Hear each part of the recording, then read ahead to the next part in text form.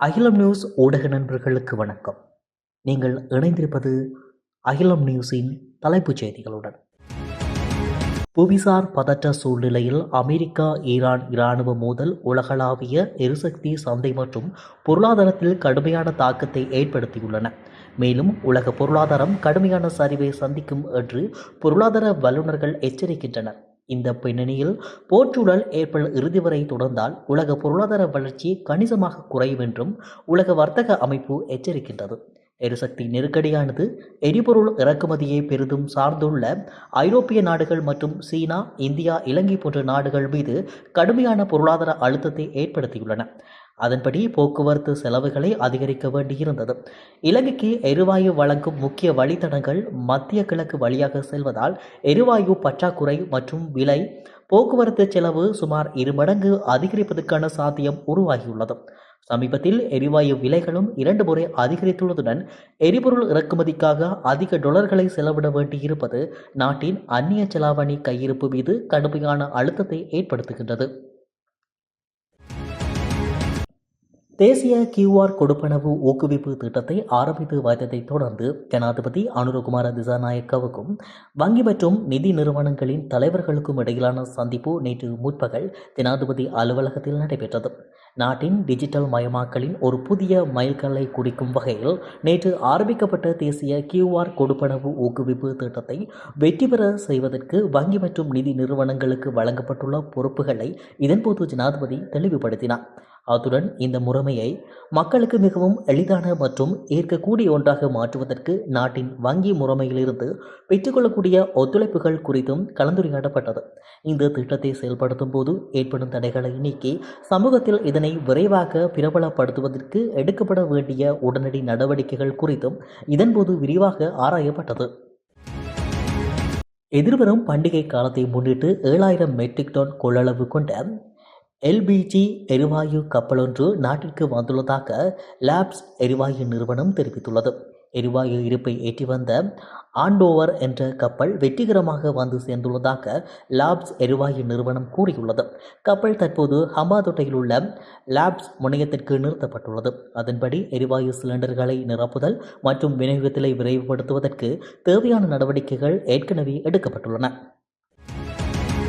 இலங்கையில் ஒவ்வொரு புதன்கிழமையும் வழங்கப்பட்டு வந்த விசேட அரச விடுமுறை ரத்து செய்யப்படும் திகதி குறித்து அறிவிக்கப்பட்டுள்ளது. இதன் அடிப்படையில் எதிர்வரும் 8ஆம் திகதி முதல் விசேட அரச விடுமுறை ரத்து செய்யப்படும் குறித்த விடயத்தை அத்தியாவசிய சேவைகள் ஆணையாளர் நாயகம் அறிவித்துள்ளார். ஜாழ்ப்பாணத்தில் ஸ்ரீலங்கன் டெலிகாம் ஊழியர் ஒருவர் வாழ்வெட்டு தாக்குதலுக்கு உள்ளாகியுள்ளார். குறித்த சம்பவத்தில் இளைஞன் ஒருவர் கைது செய்யப்பட்டுள்ளார். சம்பவம் தொடர்பில் மேலும் தெரிய வருகையில் திருநெல்வேலி முருகன் வீதி பகுதியில் ஸ்ரீலங்கா டெலிகாம் ஊழியர்கள் புதிய இணைப்புகளை வழங்கும் பணியில் ஈடுபட்டுள்ளனர். அப்போது குறித்த வீதியில் வசிக்கும் நபர் ஒருவர் மோட்டார் சைக்கிளில் வந்த வேளை போக்குவரத்துக்கு இடையூறாக வயர்களை வீதியில் போட்டு வைத்துள்ளதாக ஊழியர்களுடன் முரண்பட்டு ஊழியர்கள் மீது வாழ்வெட்டு தாக்குதலை மேற்கொண்டுள்ளார். குறித்த தாக்குதலில் காயமடைந்த ஊழியர் ஒரு சிகிச்சைக்காக ஜாழ் போதனா வைத்தியசாலையில் அனுமதிக்கப்பட்டுள்ளார். சம்பவம் தொடர்பில் விசாரணைகளை மேற்கொண்ட கோப்பாய் காவல்துறையினர் வாழ்வெட்டு தாக்குதலை மேற்கொண்ட இளைஞனை கைது செய்து காவல் நிலையத்தில் தடுத்து வைத்து விசாரணைகளை முன்னெடுத்து வருகின்றமை குறிப்பிடத்தக்கது. மத்திய கிழக்கு பிராந்தியத்தில் நிலவும் போர் பதற்றம் காரணமாக உலக சந்தையில் எரிபொருள் விலை அதிகரித்துள்ளதோடு எரிபொருள் விநியோகத்தில் ஏற்பட்டுள்ள நெருக்கடி நிலைமையினால் நாட்டின் மீன்பிடித்துறை எதிர்நோக்கியுள்ள பாரிய பிரச்சினைகள் குறித்து கடற்றொழில், நீரியல் மற்றும் கடல் வளங்கள் அமைச்சர் ராமலிங்கம் சந்திரசேகரும் ஜனாதிபதி அவர்களுக்கும் இடையிலான விசேட கலந்துரையாடல் ஒன்று நடைபெற்றுள்ளது. மீன்பிடி தொழிலை விரைவாக இயல்பு நிலைக்கு கொண்டு வருதல் மற்றும் மீனவ சமூகம் எதிர்நோக்கும் பொருளாதார நெருக்கடியை குறைக்கும் நோக்கில் அவர்களுக்கு விசேட கொடுப்பனவு ஒன்றை வழங்குவது குறித்து இந்த கலந்துரையாடலில் விசேட கவனம் செலுத்தப்பட்டது. இதற்கமைய குறித்த கொடுப்பனவை வழங்குவது தொடர்பான இறுதி தீர்மானம் அமைச்சரவை கூட்டத்தில் எடுக்கப்பட உள்ளதாக அமைச்சர் குறிப்பிட்டுள்ளார். சிங்கள மற்றும் தமிழ் புத்தாண்டு பண்டிகை காலத்தில் இடம்பெறக்கூடிய சாத்தியமான இணையவழி மோசடிகள் குறித்து இலங்கை போலீசார் பொதுமக்களுக்கு எச்சரிக்கை விடுத்துள்ளனர். இந்த காலப்பகுதியில் கொள்வனவுகள், கொடுப்பனவுகள் மற்றும் இதர கொடுக்கல் வாங்கல்களுக்காக இணையத்தை பயன்படுத்துவது அதிகரித்துள்ள நிலையில் நிதி மோசடிகள் மற்றும் தரவு திருட்டல்களை செய்வதற்கு குற்றவாளிகள் இந்த சந்தர்ப்பத்தை பயன்படுத்துவதாக போலீசார் தெரிவிக்கின்றனர்.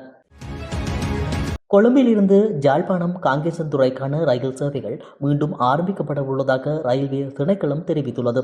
குறித்த சேவைகள் எதிர்வரும் 9ஆம் தேதி முதல் மீண்டும் ஆரம்பிக்கப்பட உள்ளதாக அறிவிக்கப்பட்டுள்ளது. கொழும்பு கட்டுநாயக்க விமான நிலையத்திற்கு 11 கோடியே 34 லட்சம் ரூபாய் பெறுமதியான குஷ் போதைப் பொருளை கொண்டு வந்த இலங்கை பயணி ஒருவர் நேற்று சுங்க அதிகாரிகளால் கைது செய்யப்பட்டுள்ளார். கைது செய்யப்பட்டவர் கொழும்பு கொமனி தெரு பகுதியைச் சேர்ந்த கூலி தொழிலில் ஈடுபடும் 45 வயதுடையவர் என அடையாளம் காணப்பட்டுள்ளார். குறித்த பயணி நேற்று காலை 6:50 மணியளவில் இந்தியாவின் புதுடில்லியில் இருந்து ஏர் இந்தியா நிறுவனத்திற்கு சொந்தமான AI 277 என்ற விமானம் மூலம் கட்டுநாயக்க விமான நிலையத்தை வந்தடைந்துள்ளார். வத்தளை மாப்போலா தூவாத்தை பகுதியில் அமைந்துள்ள மெழுகு துணி உற்பத்தி தொழிற்சாலை ஒன்றில் நேற்று காலை தீ விபத்து ஏற்பட்டுள்ளது. கொழும்பு தீயணைப்பு பிரிவைச் சேர்ந்த 13 அதிகாரிகள் மற்றும் 3 தீயணைப்பு வாகனங்கள் தீயை கட்டுப்படுத்துவதற்காக ஈடுபடுத்தப்பட்டதாக தீயணைப்பு பிரிவு தெரிவித்துள்ளது. நாட்டில் சமையல் எரிவாயு விலை அதிகரிப்பினால் நள்ளிரவு முதல் கொத்து, ஃப்ரைட் ரைஸ் உணவுப் பொருட்களின் விலை அதிகரிக்கப்படும் நிலையில் சிற்றுண்டிகளின் விலை 10 ரூபாயால் குறைக்கப்பட்டுள்ளது. அதன்படி கொத்து, ஃப்ரைட் ரைஸ் ஆகியவற்றின் விலை 20 ரூபாயால் அதிகரிக்கப்பட்டுள்ளது. இதேவேளை சிற்றுண்டிகளின் விலை 10 ரூபாயால் குறைக்கப்பட்டுள்ளதாக அகில இலங்கை சிற்றுண்டி சாலைகள் மற்றும் உணவக உரிமையாளர்கள் சங்கம் தெரிவித்துள்ளது. வெளிநாட்டு பெண்ணொருவர் கூர்மையான ஆயுதத்தால் தாக்கப்பட்டு கொலை செய்யப்பட்ட சம்பவம் தொடர்பில் சீன பிரஜை ஒருவர் கைது செய்யப்பட்டுள்ளார். கோகிவல கலுபோவில் பகுதியில் வீடொன்றில் அறைக்குள் பெண் கொல்லப்பட்ட நிலையில் மீட்கப்பட்டிருந்தார். இந்நிலையில் கொள்ளுப்பிட்டி ஸ்ரீமத் அநாகரிக தர்மபால மாவட்டத்தில் அமைந்துள்ள ஹோட்டல் ஒன்றில் வைத்து இந்த சந்தேக நபர் கைது செய்யப்பட்டுள்ளார். அவரிடமிருந்து 3 கேமராக்கள் மற்றும் 2 கிராம் 280 மில்லி கிராம் ஐஸ் போதைப்பொருள் என்பன கைப்பற்றப்பட்டுள்ளன. கைது செய்யப்பட்ட சீன பிரஜை 26 வயதுடையவர் என தெரிவிக்கப்பட்டுள்ளது. பொலனர்வ மகியங்கனை வீதியின் 41வது மைல்களுக்கு அருகில் இடம்பெற்ற மோட்டார் சைக்கிள் விபத்தில் இளைஞர் ஒருவர் உயிரிழந்துள்ளார். மோட்டார் சைக்கிள் ஓட்டுநரின் கட்டுப்பாட்டை இழந்து வீதியை விட்டு விலகி மரம் ஒன்றில் மோதியதாலேயே இந்த விபத்து சம்பவம் ஏற்பட்டுள்ளது. விபத்தில் படுகாயமடைந்த குறித்த இளைஞர் தஹியத்த கண்டிய வைத்தியசாலையில் அனுமதிக்கப்பட்டதன் பின்னர் உயிரிழந்துள்ளதாக போலீசார் தெரிவித்தனர். மோட்டார் சைக்கிளில் ஓட்டுநருடன் மற்றொரு நபரும் பயணித்ததுடன் இந்த விபத்தில் அவருக்கு எவ்வித காயங்களும் ஏற்படவில்லை என தெரிவிக்கப்படுகிறது. குறித்த இளைஞர் மோட்டார் சைக்கிளில் பயணித்துக் கொண்டிருந்த போது வந்த தொலைபேசி அழைப்பிற்கு பதிலளிப்பதற்காக கையடக்க தொலைபேசியை எடுக்க முற்பட்ட போதே மோட்டார் சைக்கிள் கட்டுப்பாட்டை இழந்து வீதியை விட்டு விலகி மரத்தில் மோதியுள்ளதாக தெரிவிக்கப்படுகிறது. ஹேட்டன் கொழும்பு பிரதான வீதியில் சிறிய ரக லோரியொன்று பாதுகாப்பு கல்லினை உடைத்துக்கொண்டு சுமார் 15 அடி அளவான மதகில் பாய்ந்து விபத்துக்குள்ளானதாக ஹேட்டன் போலீசார் தெரிவித்தனர். கொழும்பு பிரதான வீதியில் ஸ்ரதன் பகுதியில் செனன் தமிழ் வித்தியாலயத்திற்கு அருகாமையில் குறித்த விபத்து நேற்று மாலை சுமார் 3:30 மணியளவில் இடம்பெற்றுள்ளது. நுவரேலியாவிலிருந்து பாதுகை பகுதியை நோக்கி சென்று கொண்டிருந்த லோரியே இவ்வாறு விபத்துக்குள்ளாகியுள்ளதுடன் சாரதி சிறிய காயங்களுடன் உயிர் தப்பியுள்ளதாக தெரிவிக்கப்படுகிறது. நுவரேலியா பகுதியில் வர்த்தக நடவடிக்கைக்காக ரசாயன திரவங்களை கொண்டு இறக்கிவிட்டு வெற்று கேன்களுடன் கொழும்பு பாதுகை நோக்கி சென்று கொண்டிருந்த வேளையில் குறித்த விபத்து சம்பவம் இடம்பெற்றுள்ளதாக போலீசார் மேற்கொண்ட ஆரம்பகட்ட விசாரணைகளிலிருந்து தெரியவந்துள்ளது. நாடு பொருளாதார ரீதியாக நெருக்கடிக்கு முகம் கொடுத்து வருவதாக தோற்றப்பாடுகள் எழுந்து வரும் நிலையில் ராஜபக்ச குடும்பத்தில் உள்ள முக்கிய நபர்களை கைது செய்யும் நடவடிக்கையில் சமகால அனுர அரசாங்கம் ஈடுபட்டுள்ளதாக தெரிவிக்கப்படுகிறது.